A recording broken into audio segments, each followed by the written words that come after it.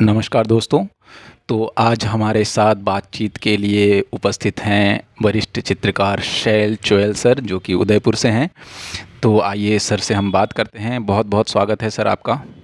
कला रसिकों व कलाकार मित्रों, मेरी आपसे रिक्वेस्ट है कि आप इस चैनल को लाइक करें, शेयर करें। Thank you sir. सर, हम जानना चाहते हैं कि आपकी प्रारंभिक शिक्षा कहाँ हुई, आपके कला के प्रति रुचि कैसे बढ़ी, और बचपन के विषय में आप कुछ बताइए। मैं कोटा में पैदा हुआ था और वहाँ 9वीं क्लास तक कोटा में पढ़ा। पिताजी, तब कई लोगों को शायद पता होगा कि मेरे पिताजी भी कलाकार रहे हैं और काफ़ी उन्होंने काम किया है। पीएन चोयल के नाम से वो जाने जाते थे। वे उस ज़माने में वॉश पेंटिंग किया करते थे और वॉश पेंटिंग करते करते वो टेम्परा पेंटिंग्स भी करने लगे। तो बचपन में उनके विद्यार्थी आते, वे सारे के सारे पीछे खड़े रहते, मैं भी उनके साथ साथ जुड़ जाता और इस तरह से बचपन से कला के वातावरण में लगा हुआ था, क्योंकि मेरे नाना भी कलाकार थे और वो इंदौर स्कूल ऑफ आर्ट में पढ़ाते थे। ऐसे समय में कला की नींव तो पड़ गई थी कि हाँ, कलाकार बनना है, लेकिन तब नेहरूवियन जो विचार थे, उन नेहरूवियन विचारों से सारा का सारा देश प्रभावित था कि हमारे यहाँ इंजीनियर चाहिए, डॉक्टर चाहिए, टेक्नोक्रेट्स चाहिए। तो उन स्थितियों में पिताजी भी जो है इस प्रवाह में बह गए कि मेरा बेटा, एक अकेला बेटा था, वे ये उम्मीद करते थे कि मैं भी डॉक्टर या इंजीनियर बनूं। और मुझे 9th क्लास में साइंस सब्जेक्ट्स दिला दिए गए। कुछ समझ ही नहीं थी कि साइंस और आर्ट्स में क्या फ़र्क होता है, कि मैं कलाकार बनने की राह में ये रोड़ा अटकेगा। लेकिन हुआ ये कि मैं अपने जीवन के अंदर उस युवावस्था में 4 साल तक लगातार असफल रहा हूँ और पिताजी ने बाद में हथियार डाले और कहा कि अच्छा ठीक है, तुम कला में आ जाओ। इस तरह से मैं कला में आया और मैंने अपनी शिक्षा उदयपुर विश्वविद्यालय से ही ली, जो कि ह्यूमैनिटीज़ फैकल्टी के अंडर में ड्राइंग एंड पेंटिंग नाम से ये पढ़ाई जाती थी। और यहाँ से एमए करने के तुरंत बाद मैं अपनी कला साधना में लगा। पर एमए करने तक मैं जब से फर्स्ट ईयर क्लास में था, तब से मैं वाटर कलर के लैंडस्केप्स बनाया करता था उदयपुर में। और मैंने एक प्रोफेशन भी चुन लिया था कि मैं जो है सैटरडे संडे को टूरिस्ट गाइडिंग करता था, क्योंकि उदयपुर में टूरिस्ट आने लगे थे और टूरिस्ट मेरी पेंटिंग को भी ख़रीद लेते थे, वॉश पेंटिंग को भी, सॉरी, ये वाटर कलर्स को भी, क्योंकि उनमें स्पॉट वैल्यू होती थी। तो थोड़ा थोड़ा मैं आर्थिक रूप से इंडिपेंडेंट हो गया था और पिताजी से ज़्यादा सुविधा प्राप्त हो गया था। खैर, कुल मिलाकर ये रहा कि मैं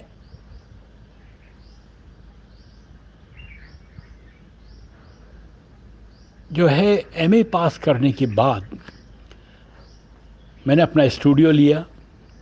पिताजी पर बिल्कुल डिपेंडेंट नहीं था, अपना खर्चा खुद निकाल लेता था और स्टूडियो में मैं रात को 2-2 3-3 बजे तक काम करता था। कारण ये था कि इस बीच में जब भी दिल्ली और बम्बई जाने के मौके मिले स्टडी टूर्स वगैरह में, तो ये समझ में आया कि हमें कुछ नहीं आता, हमें अभी बहुत कुछ जानना बाकी है। पिताजी हैबर साहब और बेंद्रे साहब के काफ़ी नज़दीक हुआ करते थे, तो वो लोग यहाँ पर एग्ज़ामिनर होके भी आते थे, बड़ौदा से भी एग्ज़ामिनर्स आते थे। तो अपने आप को बड़ा छोटा महसूस करता था। इसलिए मैं बराबर महानगरों में क्या हो रहा है यहाँ से जाता, वहाँ पर धर्मशाला में ठहरता और अपने आप को पहले एजुकेट किया कि हमारे देश की कला अभी किस दिशा में जा रही है, और लगातार स्ट्रगल के बाद में एक मुकाम पर पहुँच पाया। मैं समझता हूँ कि कला शिक्षा ऐसी चीज़ ऐसी है, शिक्षा ही मूल रूप से, जो कभी रुकती नहीं है। जीवन में हर क्षण हम किसी न किसी से कुछ न कुछ सीखते हैं। मैं जब अध्यापक रहा मैंने कला अध्यापन किया है 30 साल तक उदयपुर विश्वविद्यालय में। मैंने कई बार अनेकों बार स्टूडेंट से भी बहुत कुछ सीखा है। तो इसलिए कला अध्ययन की बात करें तो ये वहीं तक सीमित नहीं है, काफ़ी लंबा है। जी सर। सर, आपके काम में विषय वस्तु क्या होती है? कुछ चीज़ें आपके मिनिएचर से भी इंस्पिरेशन लिए हुए हैं, तो वो कैसे और कब से शुरू हुआ? उस बारे में कुछ बताइए। अपनी कला शिक्षा पूरी होने के बाद मुझे जब समझ में आया तो मेरी सोच काफ़ी बदल चुकी थी। मैं चित्रों में या अपनी कला में फैंटेसी के एलिमेंट्स बहुत ज़्यादा ढूंढा करता था। मुझे फैंटेसी क्रिएट करने का बड़ा शौक़ था। अतः धीरे धीरे मैंने अपने वाटर कलर लैंडस्केप्स बनाने भी बंद कर दिए और उसके कारण मुझे कोई ग्रामीण परिवेश में कोई ख़ास रुचि नहीं रही। परंतु ये था कि मैं मिनिएचर पेंटिंग्स में बहुत रुचि लेने लगा और मिनिएचर पेंटिंग के अंदर जो हिडन या इनहेरेंट एलिमेंट्स हैं, जो एस्थेटिक्स है, वो मुझे बड़ी प्रभावित करने लगी।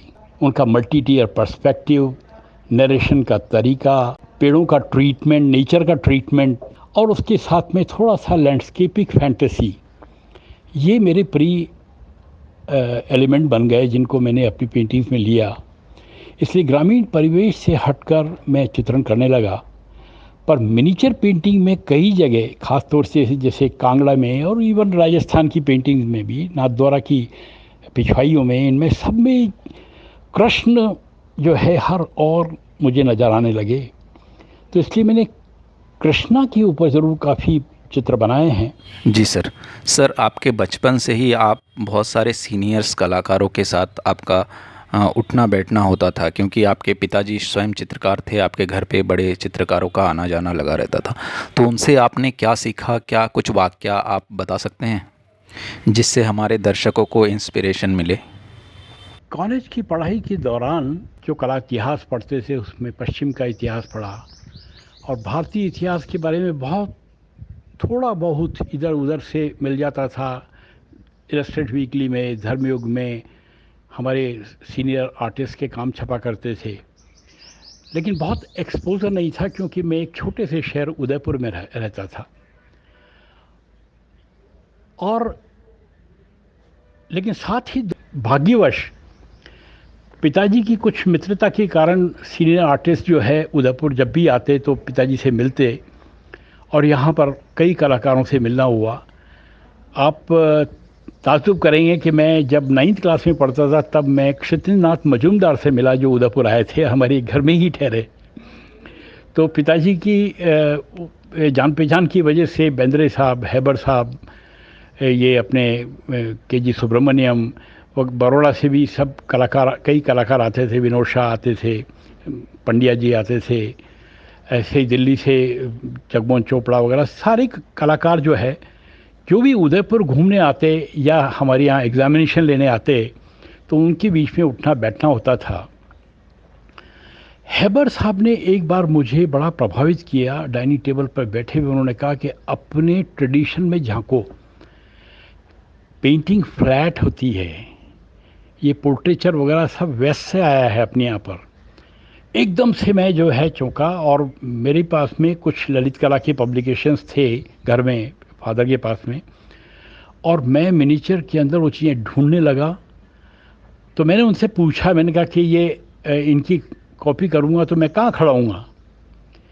तो मुझे हैबर साहब ने कहा कि नहीं, I am not telling you to copy, try to find what is the beauty in these paintings, और तुम खुद ही सोचोगे तभी आगे बढ़ोगे। और वो मेरी शुरुआत थी। ये बात है मेरी कला शिक्षा पूरी हो जाने के बाद। कला शिक्षा पूरी हो जाने के बाद में भी 6-7 महीने तक मैं अपने आप को खोजने की कोशिश कर रहा था और मुझे लगता था जो कुछ मैंने सीखा है सब व्यर्थ है, क्योंकि स्किल जो है वो उसको हम लोग कला समझ जाते हैं, अपने कौशल को, कि हम बहुत अच्छा वाटर कलर बना लेते हैं, हम ऑयल कलर भरना हमें बहुत अच्छा आता है, हम पोर्ट्रेट बहुत अच्छा बना लेते हैं, लेकिन ये नहीं समझ पाते कि हम कहना क्या चाह रहे हैं। ये बात समझ में आई। और फादर बहुत मुहावरों में बात करते थे। जैसे एक बार कह दिया कि लोग पेंटिंग करते जाते हैं, रंग भरते जाते हैं, उन्हें पता ही नहीं होता कि वो क्या कर रहे हैं। ये मेरे ऊपर उन्होंने कमेंट किया था। खैर, गुस्सा भी आया था कि मेरी इंसल्ट कर रहे हैं जबकि पेंटिंग इतनी अच्छी बनी है। लेकिन कुल मिलाकर मुझे धीरे धीरे मैं मिनिएचर पेंटिंग से साक्षात्कार करता गया। मुझे उस ज़माने में आरी रूसो जो फ्रेंच नाइव आर्टिस्ट थे, उनका काम बड़ा पसंद आता था। और मैं एक बार कोटा गया, कोटा में वहाँ के महलों में एक बार एक झाला की हवेली करके उसमें सारी शिकार के चित्र देखे और मैं इतना प्रभावित हुआ कि वो मेरी पेंटिंग में उतरने लगे। और जैसा मैंने पहले बतलाया कि मैं रात की 2-2 बजे तक, 3-3 बजे तक काम करता था। कई बार तो सवेरे 4 बजे नीचे से खटका आता था कि सर सोए नहीं हैं, नीचे एक फ्रेंड रहते थे। तो मैं स्टूडियो में मैक्सिमम टाइम बिताता था और मैं मिनिएचर पेंटिंग्स के बस मैं इतना I fell in love with miniature paintings. लेकिन उस मिनिएचर पेंटिंग को मैं कैसे समसामयिक बनाऊं, ये एक बड़ा भारी चैलेंज था और मुझे एक दिशा मिलती गई और मैं काम करता गया। और भाग्यवश ये भी हुआ कि मैंने जब उन दिनों अपनी प्रदर्शनियाँ दिल्ली और बम्बई महानगरों में लगानी शुरू करी, वहाँ पर कलाकारों से दोस्तियाँ हुई और मुझे जो है काफ़ी प्रोत्साहन मिला। कई जगह पुरस्कार मिलने लगे। देश के हर कोने में मैंने अपने चित्र भेजे, जहाँ जहाँ भी प्रदर्शनियाँ होती थी और मुझे सफलताएं मिली, तो मेरा रास्ता निकल पड़ा। अब समय समय के साथ में चित्रों में, चित्र रचनाओं में बदलाव आए हैं, वो एक अलग बात है। क्योंकि एक विधा में काम करते करते आदमी जो है थोड़ा सा रुकता है, रुक के सोचता है कि मैं कब तक ये करूँगा, और बदलाव आते चले गए। ये मेरी कला यात्रा है। जी सर। सर, लॉकडाउन का यूटिलाइज़ आपने कैसे किया? देखिए, अभी कोरोना काल चल रहा है और इस कोरोना काल में मैं तो बहुत सुस्त होता चला गया।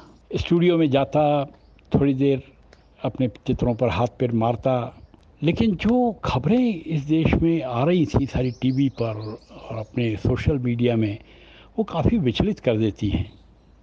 एक तरफ मैं अपने चित्रों के अंदर फैंटेसी ढूंढता रहता था और एक तरफ जो है ये मानवता के साथ में क्या हो रहा था, ये देख कर मन बहुत दुखी होता था। खैर, मेरी जो अपनी चित्रण शैली जो भी विकसित हुई इतने वर्षों में, उसमें बहुत कुछ तो नहीं कर सकता, लेकिन हाँ, जो खालीपन है उसके ऊपर ज़रूर मैंने चित्र रचनाएँ की हैं।